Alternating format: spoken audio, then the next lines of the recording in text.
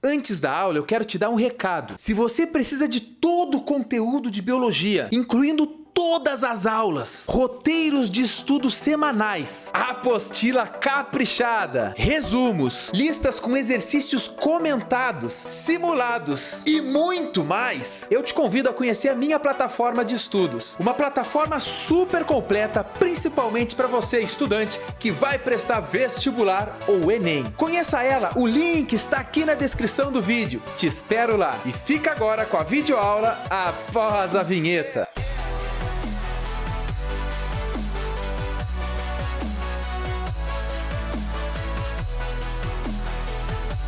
Fala pessoal, tudo certinho? Na videoaula de hoje vamos falar de um assunto muito importante, que é como a vida surgiu aqui na Terra. Obviamente também falaremos da origem do nosso planeta, da origem da Terra. Antes de prosseguir nessa videoaula, eu gostaria que você desse uma pequena pausa no vídeo e pensasse, segundo as tuas hipóteses, como é que você acha que a vida surgiu aqui na Terra. Pensou? Ok. Antes de eu apresentar as hipóteses científicas para a origem da vida aqui na Terra, eu gostaria de falar da origem da Terra. Gurizada, a Terra tem 4,5 bilhões de anos de idade. É muito tempo. Mas se você levar em conta o tempo do universo, a Terra ainda é um bebê. Lembre-se, pessoal, o universo tem aproximadamente 13,5 bilhões de anos. Isso é tanto tempo. 13,5 bilhões é um número tão grande que se você começasse a contar agora, 1, 2, 3, 4, você levaria anos, vidas para chegar aos 13,5 bilhões. Então vamos começar falando de como eram as condições da Terra primitiva. É óbvio, a Terra primitiva, quando ela surgiu há 4,5 bilhões de anos atrás, era completamente diferente da Terra que a gente conhece hoje. A superfície da Terra era repleta de magma, de rocha derretida. Ela era muito quente. Além disso, ocorriam constantes colisões de meteoritos na Terra. Na verdade, o sistema solar ainda era um lugar extremamente instável. Ou seja, todo momento devia cair um meteoro, caía outro, erupções vulcânicas, descargas elétricas e, além disso, existia muita radiação ultravioleta. Sabem por quê? Porque naquela época ainda não existia camada de ozônio para proteger de radiação. Resumindo, quando a Terra surgiu, ela era um ambiente completamente inóspito. Naquela época, 4,5 bilhões de anos atrás, ainda não existiam seres vivos aqui. Aproximadamente 700 milhões de anos depois que a Terra surgiu, ela começou a se resfriar, a ficar mais fria, começou a formar as primeiras rochas. A água que estava na atmosfera, que chegou aqui também carregadas por meteoros, começou a ficar em estado líquido e começou a se acumular, formando os primeiros mares. Com essas modificações climáticas, a Terra passou a ser um ambiente não tão inóspito para o surgimento da vida. Os primeiros fósseis, os primeiros registros de seres vivos aqui na Terra são de 3,5 bilhões de anos atrás. Então perceba, a Terra ficou aproximadamente 1 bilhão de anos sem vida. Mano velho, de 4,5 bilhões de anos que a Terra tem, 1 bilhão não tinha ninguém morando aqui. Agora vamos aqui para 1.500 anos atrás. Nessa época, 1000 anos atrás, obviamente a Terra já era repleta de seres vivos, você sabe disso. Mas naquela época, os cientistas, a ciência começou a se formar, então começaram a surgirem pesquisadores, pensadores, e eles começaram a fazer uma pergunta: como surgiu o primeiro ser vivo na Terra? E agora a gente vai começar nas viagens de todas as teorias, de todas as hipóteses de como a vida surgiu aqui. Começando por duas. Aqueles cientistas que acreditavam na abiogênese e aqueles outros cientistas que acreditavam na biogênese. Te liga, a abiogênese é aquela teoria que fala que a vida surge do inanimado. Ou seja, os primeiros seres vivos e até mesmo alguns seres vivos atuais surgiriam de algo que não tem vida. Por exemplo, se você deixasse frutas em decomposição, dessas frutas, obviamente, nasceriam moscas. Essas frutas, portanto, em decomposição, teriam uma força vital que permitiria o surgimento de seres vivos. Além do exemplo da fruta, isso pode servir também para cadáveres. Tinha um cadáver lá, o cara chegava, olhava, tinha um monte de larvas se alimentando daquele cadáver, e ele falava, ó, esse cadáver em decomposição tinha uma força vital que a partir de uma bruxaria ali surgiam seres vivos, as larvas no caso. Mas também a vida não surgiria a partir de coisas em decomposição apenas. Um outro exemplo que você tem que saber é, até existia a receita para isso. Se você chegar do futebol lá, depois de 3 horas, 5 horas, uma corridinha, a camisa suada, sabe aquela encharcada que chega a fazer assim, pingar suor? Se você pegasse essa camiseta suada, jogasse num canto, de preferência um canto úmido e escuro, pensa lá no fundão da garagem, e juntasse com isso as meias, as cuecas, roupa suja, até de repente tu colocaria ali alguma coisa em decomposição, material em decomposição, dali poderia surgir ratos e baratas. Dos pântanos nasceriam jacarés e sapos. Essa ideia da abiogênese foi defendida durante muito tempo. Depois de algum tempo, surge um outro cientista, o famosíssimo Francisco Redi, ou Red, que ele começa a questionar a biogênese. Ele acha um absurdo alguém falar que a vida surge da não-vida. Para ele, a teoria correta seria biogênese, ou seja, a vida somente surge da vida. Todo ser vivo só surge de outro ser vivo pré-existente, seja uma mosca, seja nós, seja uma bactéria, seja um verme ou um passarinho, ou até os sapos de um pântano. Não foi o pântano que surgiu, que fez o sapo surgir. Ele surgiu porque existiam outros sapinhos que cruzavam ali e botavam seus ovinhos. E aí começou aquela briga. De um lado, Francesco Redi defendendo a biogênese, e de outro, vários outros cientistas, pensadores, defendendo a abiogênese. Portanto, Redi, nada burro, elaborou um experimento para comprovar que a abiogênese não existe. Nesse experimento, que você possivelmente já deve ter feito na sua escola, é algo muito simples. Aqui eu mostrei com 3 potes, mas você pode fazer com 2 potes. Redi deixou um desses potes abertos, um deles lacrado e outros dele fechado, no qual passava o oxigênio, mas não passavam as moscas. Segundo Redi, o único pote que nasceriam larvas e moscas seria um pote aberto, porque a mosca conseguiria chegar ali. Ora, as moscas atraídas pelo odor da fruta iam chegar até a fruta e iam colocar os seus ovos. Nos potes fechados, elas não iam nem chegar. Nesse aqui, por exemplo, elas não iam nem chegar perto, porque está lacrado, está selado, não ia nem sair odor. Nesse outro, que tem um tecido, por exemplo, um voal, elas chegariam ali, só que por não atingirem a fruta, não iriam colocar os seus ovos na fruta. Como resultado, você percebe que as larvas surgiram apenas deste pote que estava aberto. Nesse momento, a gente percebe que os experimentos de Redi refutaram a abiogênese, mostraram que a abiogênese não é correta. Mas outros cientistas teimosos falavam assim, tá bem, para mosca, para seres humanos, para sapos, para crocodilo, tudo bem, a biogênese é correta. Mas para micro-organismos ou para vermes intestinais, a abiogênese continua sendo a verdadeira. Cara, você imagina, tu do nada tem uma lombriga no teu corpo, ou melhor, tu tens uma solitária de 5 metros no teu intestino. Como é que ela chegou ali? Bom, para esses cientistas, toda a lógica, ela surgiu no teu intestino. Passados alguns anos, surge uma famosíssima briga entre Needham e Spallanzani. Needham, que está defendendo ainda a abiogênese, e ele fala que tem indícios, tem provas de que a abiogênese é correta, e do outro lado o Spallanzani, que fala que a abiogênese é incorreta. O Spallanzani luta contra o Needham. Needham, abiogênese, Spallanzani, biogênese. E aí chega o Needham, toda cheio da marra ali, e fala assim, eu fiz um experimento e agora vou comprovar que a abiogênese para micro-organismos ocorre. Needham então pegou um caldo de carne, um caldo nutritivo, né? Ou seja, tinha muitos nutrientes ali, colocou uma rolha de cortiça e ferveu esse caldo. Depois de um tempo, ele percebeu que voltaram a surgir micro-organismos dentro desse pote. Ele deduziu então que o caldo de carne continha uma força vital capaz de gerar vida. Ou seja, Needham, neste momento, estava afirmando e, segundo ele, comprovando que a abiogênese existe para micro-organismos. Mas Spallanzani não é nada burro. Ele fez um experimento em cima do experimento do Needham para comprovar que a abiogênese não existe. O experimento de Spallanzani, que é muito semelhante ao experimento de Needham, foi o seguinte: ele ferveu a água, ferveu o caldo nutritivo, só que em vez dele colocar aquelas rolhas de cortiça, ele derreteu, usando um maçarico, o bico. Ou seja, ele selou completamente, era vidro que estava selando.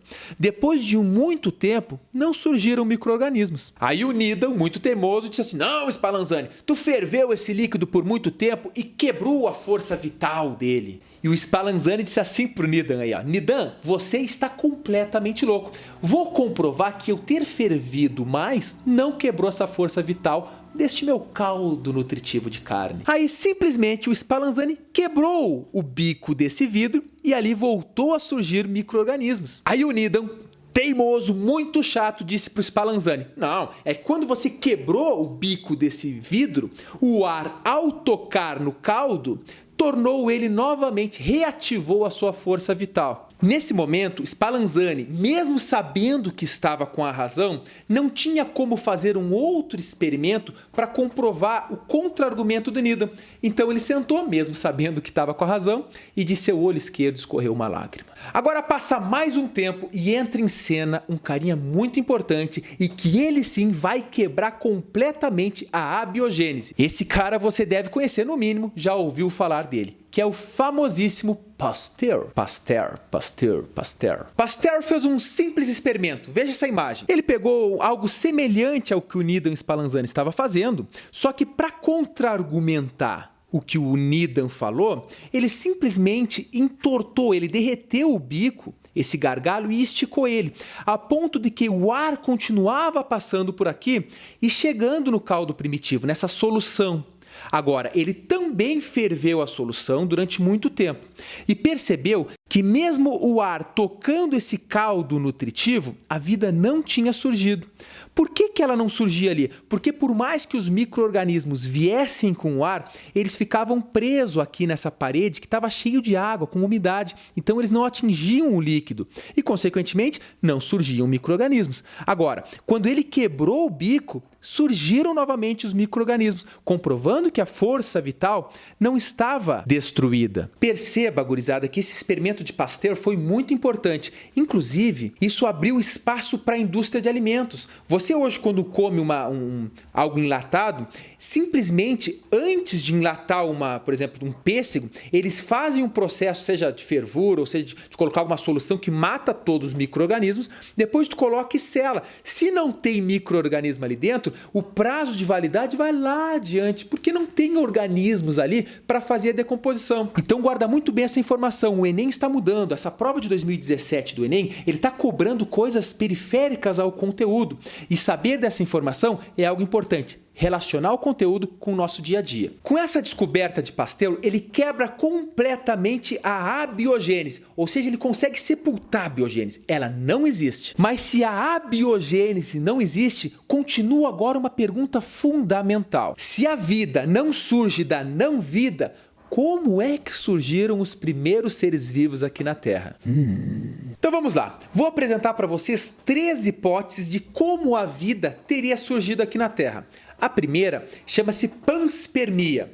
A panspermia é aquela hipótese que diz que a vida veio de fora da Terra. Por isso a gente fala também que a panspermia é de origem extraterrestre. Segundo essa hipótese da panspermia, a vida teria chegado a partir de meteoritos, ou seja, esporos resistentes de bactérias ou de seres muito primitivos que conseguiram aguentar a viagem pelo espaço em cima de um meteorito, conseguir aguentar a colisão desse meteorito aqui na Terra, e aí esses organismos aí teriam se proliferado aqui no nosso planeta. Apesar dessa hipótese ser bastante interessante, ela não é muito viável, por 2 motivos. Primeiro, a dificuldade desses micro-organismos de chegarem aqui a partir de um meteorito, de um meteoro. Imagina, é muito difícil, por mais que elas sejam resistentes, e a gente sabe que existem bactérias que ficam nos seus esporos, nos seus endósporos, que a gente fala, que aguenta 10, 15 anos no ambiente inóspito aqui da Terra. Agora, tu imagina no universo, mas mesmo supondo que esses micro-organismos tenham chegado assim aqui na Terra, não responde aquela simples pergunta que é: como surgiu o primeiro ser vivo? Porque seja lá o planeta ou o local onde elas se originaram, elas têm que ter se originado. Então, essa hipótese da panspermia não responde essa pergunta. A segunda hipótese é o criacionismo, uma das hipóteses mais antigas. O criacionismo diz que Deus fez todas as espécies como são. E quando se fala em criacionismo, se fala também em fixismo. Outro assunto que a gente vai trabalhar lá na evolução. O fixismo, que consequentemente quem acredita no criacionismo, acredita no fixismo. Diz que todas as espécies não evoluem, não se modificam. Ou seja, o micro-organismo que foi criado por Deus, ou a bactéria que foi criada por Deus, ou, sei lá, um fungo, um primata, nós fomos criados num determinado momento e nunca sofremos modificações. Agora, a hipótese que você tem que levar para a sua prova do Enem e do vestibular e que a ciência apoia é a hipótese da evolução química. Essa hipótese foi proposta por Oparin e Haldane na década de 1920. Agora te liga, Oparin e Haldane eram dois cientistas que estavam pesquisando a mesma coisa, né? Sugerindo uma mesma hipótese, só que eles trabalhavam independentes. Veja que interessante. Então, na mesma década, ambos chegaram na mesma conclusão de como a vida teria originado aqui na Terra. Segundo essa hipótese da evolução química, os seres vivos se surgiram a partir de pequenas modificações, pequenas e constantes modificações das moléculas. Segundo eles, então, moléculas inorgânicas começaram a se unir, formar moléculas mais complexas até chegar em moléculas orgânicas. Essas moléculas orgânicas continuaram a se modificar, até formar o primeiro ser vivo. É óbvio que para esses cientistas terem chegado nessa conclusão, eles fizeram uma série de estudos e elaboraram, e analisaram uma série de eventos sobre como isso pode ter acontecido. Então eu vou mostrar uma imagem para vocês entenderem o raciocínio desses cientistas. Pessoal, estamos falando aqui novamente das condições da Terra primitiva. Te liga, naquela época existiam muitas erupções vulcânicas e muito frequentes. Essas erupções vulcânicas liberavam muitos gases na atmosfera. A Terra, então, começa o seu processo de resfriamento. Ela começa a ficar geladinha, ficar numa temperatura mais agradável. Isso permitiu que a água que só existia na atmosfera, ou seja, a água no formato gasoso, ela começou a virar líquida. Quando ela se transformou em líquido, elas começaram a se acumular nos mares que tinha na Terra, uma vez que ela se esfriou e também formou a crosta, formaram-se as rochas. Nessa época também existiam intensas descargas elétricas e radiações. Lembra, pessoal, falei para vocês já, não tinha camada de ozônio. E é a camada de ozônio que faz a filtração de boa parte dos raios ultravioletas. Essas condições forneceram energia suficiente para as moléculas se unirem.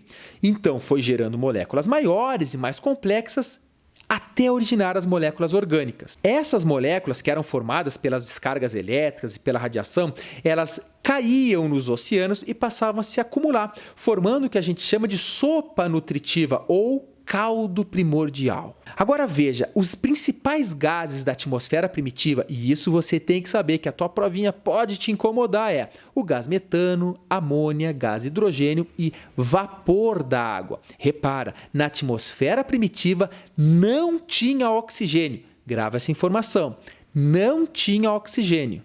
Pessoal, então você viu que as moléculas começaram a se unir e formar cada vez moléculas mais complexas. Só que depois de muito tempo, nós não estamos falando aí de 100 anos, 200, nós estamos falando de milhares de anos, milhões de anos. Essas moléculas começaram a ficar mais complexas e se agrupar. E quando elas se agruparam, isolando o meio interno do meio externo, veja, parece uma célula, mas ainda não era. Nessa época, quando eles se juntaram, formaram uns pré-ser vivos, ainda não eram organismos, não eram seres vivos, mas eles foram fundamentais para o surgimento posterior dos primeiros seres vivos.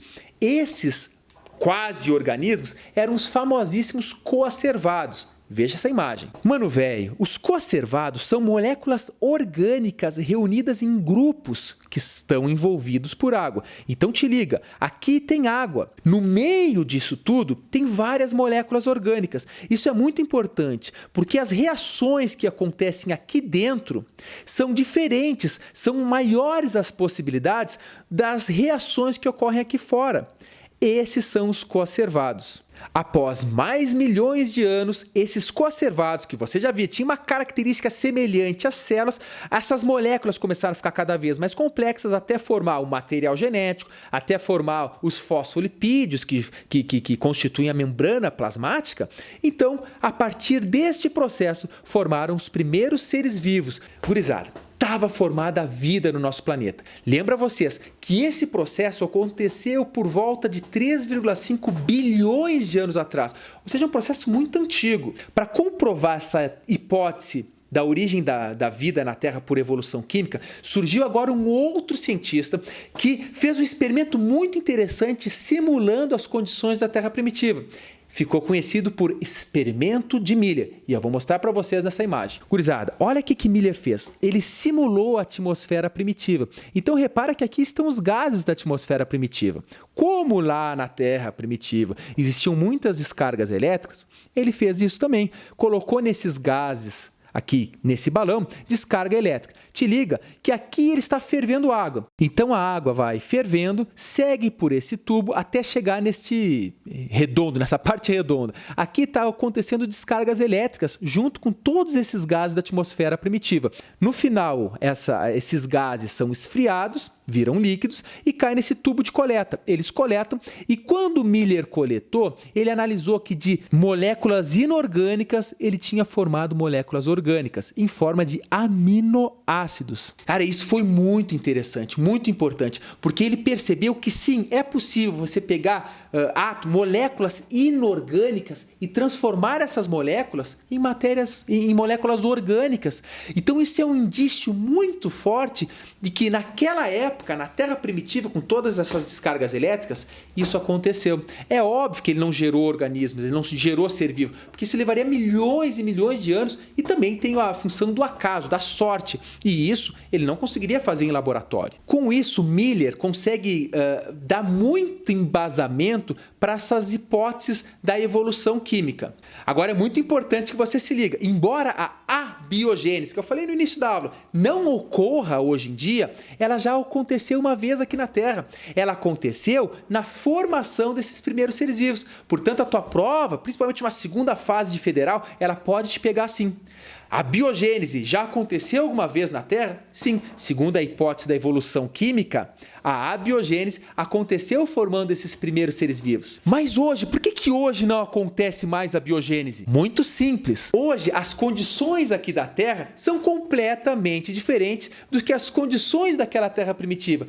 Portanto, hoje seria impossível ocorrer a abiogênese. Pessoal, vale lembrar que tudo que a gente está falando aqui não é definitivo. A ciência trabalha com hipóteses e pode ser que surja outra hipótese ou pequenas modificações. Só que o que a gente está falando aqui, a evolução química, é o mais provável que tenha acontecido e é também o que é aceito hoje pela ciência e, consequentemente, o que pode ser cobrado de você. Mas nós temos que falar também rapidamente sobre a evolução do metabolismo. Porque, veja, os primeiros seres vivos surgiram, mas como é que eles se alimentavam? E como é que de seres muito simples, que nem oxigênio tinha na atmosfera, como é que eles conseguiam sua energia? Duas hipóteses, portanto, tentam explicar a origem, o início e a evolução do metabolismo. São elas: a hipótese heterotrófica, ou seja, que todos os organismos iniciais eram heterotróficos, e a hipótese autotrófica, ou autótrofa, que os primeiros organismos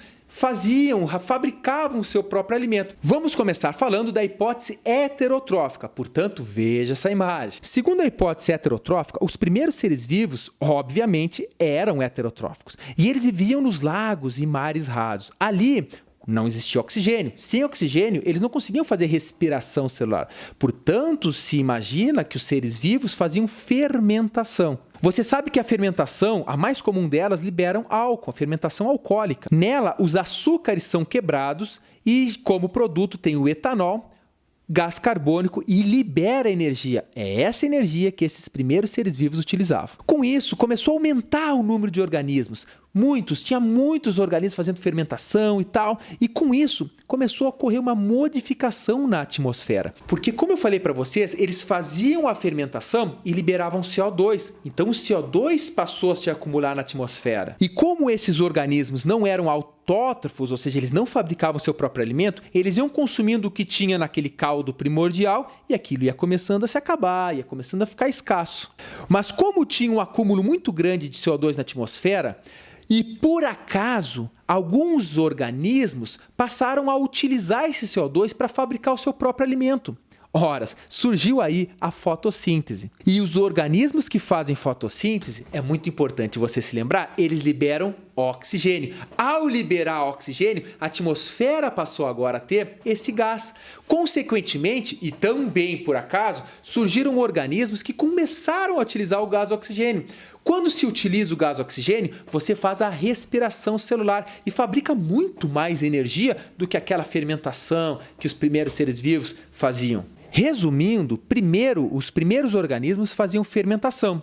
Isso liberou o CO2 na atmosfera, o que possibilitou a chegada dos fotossintetizantes. Lembrando, possibilitou por acaso. Não se confundam lamarckismo com darwinismo. Vamos falar sobre isso depois na aula de evolução.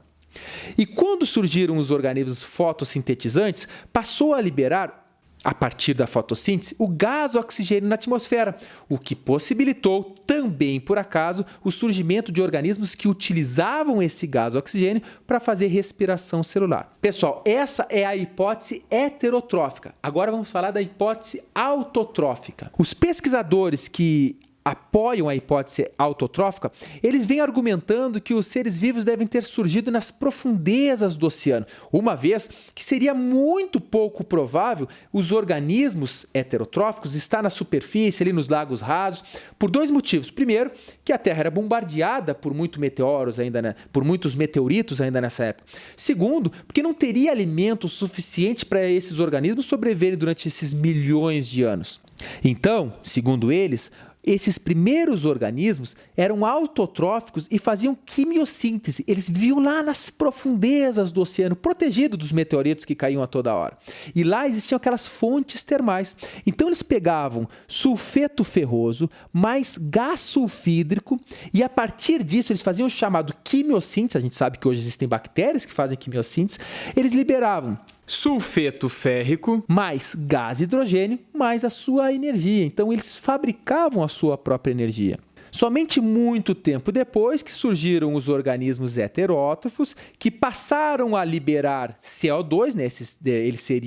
Eles fariam a fermentação, eles seriam heterotróficos, só que eles não utilizavam oxigênio, uma vez que ainda não tinha oxigênio na atmosfera, o que daí possibilitou a chegada dos fotossintetizantes e só depois vieram os heterotróficos que faziam a respiração celular, uma vez que quem fazia a fotossíntese liberava o gás oxigênio. Então repara que a partir daqui, a partir da fermentação, é muito semelhante da hipótese heterotrófica. O que muda da autotrófica é que os primeiros organismos eram quimiosintetizantes, ou seja, eram autotróficos. Moçada, para finalizar essa aula, eu vou fazer aquela velha pergunta. E como eram os primeiros seres vivos? Repara, os primeiros seres vivos eles eram muito, mas muito simples. Então eles eram muito semelhantes às bactérias atuais que vivem hoje. Portanto, eles eram organismos procariontes, aquela célula que não possui nenhuma organela, só possui aqueles ribossomos, o material genético estava disperso no citoplasma e lá estava essa célula super primitiva. Além disso, obviamente, eles eram unicelulares. E como surgiram as células eucarióticas? Veja bem, existiram dois processos para o surgimento de células eucarióticas. O primeiro é o sistema de endomembranas, no qual a membrana passou a se invaginar, englobar enzimas e dar origem às diversas organelas. E o outro processo é o processo chamado de endossimbiose, conhecido por teoria da endossimbiose, no qual ocorria a fagocitose de seres independentes de outros micro-organismos e esses micro-organismos passaram a viver juntos, um dando apoio para o outro, formando então as mitocôndrias e os cloroplastos. Esse assunto da teoria da endossimbiose e de endomembrana a gente vai explorar mais a fundo em outra videoaula. E assim, pessoal, chegamos ao final de mais uma videoaula e esta videoaula que é um assunto bastante extenso, muito teórico, com vários pesquisadores, mas ele é bastante interessante. Espero que você tenha entendido, tenha gostado. Se tiver qualquer dúvida, me procure, deixa aí nos comentários, coloca aqui nos comentários embaixo desse vídeo que o professor Samuel Cunha vai lá interagir com vocês. Fica aqui, gente, meu grande abraço para vocês, bons estudos e até o próximo vídeo.